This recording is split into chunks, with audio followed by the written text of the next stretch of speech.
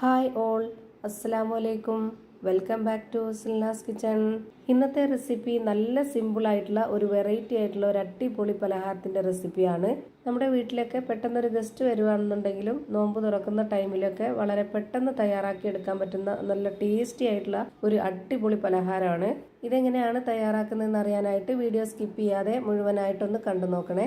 റെസിപ്പിയിലോട്ട് കടക്കുന്നതിന് മുമ്പായി Silna's kitchen channel ആദ്യമായിട്ട് കാണുന്നവരാണെങ്കിൽ പ്ലീസ് ഒന്ന് സബ്സ്ക്രൈബ് ചെയ്തേക്കണേ. ഒപ്പം തന്നെ ഈ വീഡിയോസ് നിങ്ങൾക്ക് ഇഷ്ടപ്പെടുകയാണെങ്കിൽ ഒരു ലൈക്ക് ചെയ്ത് ഷെയർ ചെയ്ത് സപ്പോർട്ട് ചെയ്യാനും മറക്കരുത്. ഇനി നമുക്ക് റെസിപ്പിയിലോട്ട് കടക്കാം. ഇതിനായി ഞാനിവിടെ 2 സബോള നീളത്തിൽ കട്ട് ചെയ്തെടുത്തതിന് ശേഷം ഇതുപോലൊരു പാത്രത്തിലേക്ക് ഇട്ട് കൊടുക്കുന്നുണ്ട്. ഇനി ഈ സബോള കൈവച്ചിട്ട് ഇതുപോലെ നന്നായിട്ടൊന്ന് തിരുമ്മിയെടുക്കാം. ഇത് ഒറ്റയായിട്ട് കിടക്കണം, അതിന് വേണ്ടിയിട്ടാണ്. അടുത്തതായിട്ട് 2 ഉരുളക്കിഴങ്ങ് ഗ്രേറ്ററിൽ ചെറിയ ഹോളിലിട്ടിട്ട് നന്നായിട്ടൊന്ന് ഗ്രേറ്റ് ചെയ്തെടുത്തിട്ടുണ്ട്. അത് ഗ്രേറ്റ് ചെയ്തെടുത്തതിന് ശേഷം ഞാൻ ഇതുപോലെ ഒരു അരിപ്പയിലിട്ടിട്ട് നന്നായിട്ട് കഴുകി എടുത്തിട്ടുണ്ട്.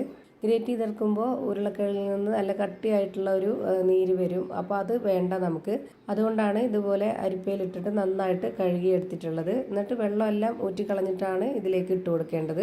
2 സവോളയ്ക്ക് 2 ഉരുളക്കിഴങ്ങാണ് എടുത്തിട്ടുള്ളത്. ഈ ഒരു കണക്കനുസരിച്ച് വേണം എടുക്കാനായിട്ട്. ഇനി വളരെ ചെറിയൊരു കഷ്ണം ഇഞ്ചിയും 4 അല്ലി വെളുത്തുള്ളിയും 2 പച്ചമുളകും കട്ട് ചെയ്തത് ഇതിലേക്ക് ഇട്ട് കൊടുക്കുന്നുണ്ട്. ഇഞ്ചി എടുക്കുന്നതിനേക്കാൾ കുറച്ച് കൂടുതൽ വെളുത്തുള്ളി എടുക്കണം ഈ ഒരു പലഹാരത്തിന്. അപ്പോൾ നല്ലൊരു ടേസ്റ്റാണ്. ഇനി കുറച്ച് കറിവേപ്പില ഇട്ട് കൊടുക്കാം. മല്ലിയിലയുടെ ഫ്ലേവർ ഇഷ്ടമുള്ളവർക്ക് അതും കൂടി ഇട്ട് കൊടുക്കാം. ഇനി ഒരു 1/2 സ്പൂൺ അളവിൽ കുരുമുളക് പൊടി, 1 സ്പൂൺ മുളക് പൊടി, 1/4 സ്പൂൺ പെരിഞ്ജീരകപ്പൊടിയും മഞ്ഞൾപ്പൊടിയും, 1 നുള്ള് ഗരം മസാല പൊടിയും ഇട്ട് കൊടുക്കുന്നുണ്ട്. ഇനി അടുത്തതായിട്ട് ഇതിലേക്ക് ഇട്ട് കൊടുക്കേണ്ടത് ഒരു 1/2 കപ്പ് അളവിൽ റവയാണ്. വറുത്ത റവയാണ് ഞാൻ ഇട്ട് കൊടുത്തിട്ടുള്ളത്.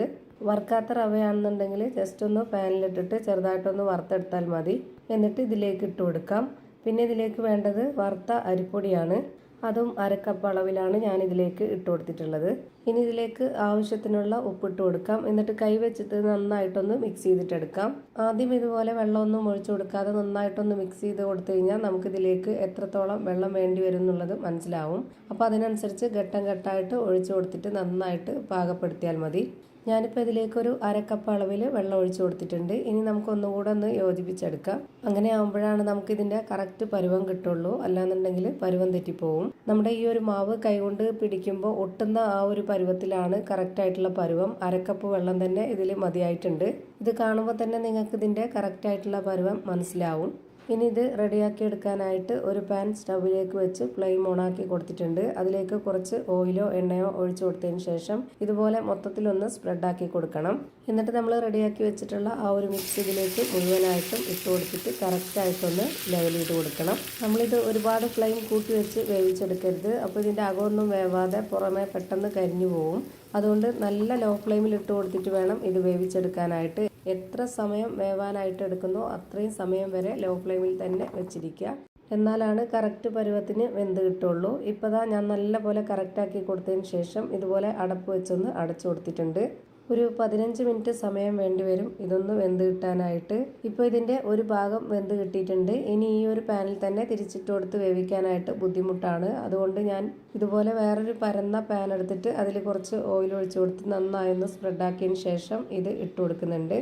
ഇനി ഈ ഒരു ഭാഗം കൂടെ ഒരു 5 മിനിറ്റ് നേരം ഒന്ന് വേവിച്ചെടുക്കാം. തിരിച്ചിട്ട് കൊടുക്കുമ്പോഴും ലോ ഫ്ലെയിമിൽ തന്നെ വെച്ച് കൊടുക്കുക. ഇപ്പോൾ ഒരു 5 മിനിറ്റ് സമയമായപ്പോഴത്തേക്കും നമ്മുടെ കിടിലൻ ടേസ്റ്റി ആയിട്ടുള്ള ഒരു പലഹാരം റെഡിയായി കിട്ടിയിട്ടുണ്ട്. ഇനി നമുക്ക് ഇഷ്ടമുള്ള ഷേപ്പിൽ ആകൃതിയിൽ കട്ട് ചെയ്തെടുത്തിട്ട് കഴിക്കാവുന്നതാണ്. നല്ല സോഫ്റ്റ് ആയിട്ടുള്ള പഞ്ഞ് പോലെ അടിപൊളി ടേസ്റ്റി ആയിട്ടുള്ള ഒരു പലഹാരമാണ്. എന്തായാലും എല്ലാവർക്കും ഇഷ്ടമാവും. ഒരു തവണയെങ്കിലും ഒന്ന് ട്രൈ ചെയ്ത് കഴിച്ചു നോക്കുക.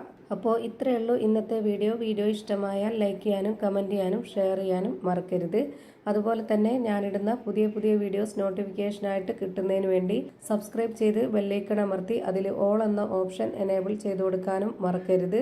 പുതിയൊരു വീഡിയോയുമായി വീണ്ടും വരും. Thank you for watching.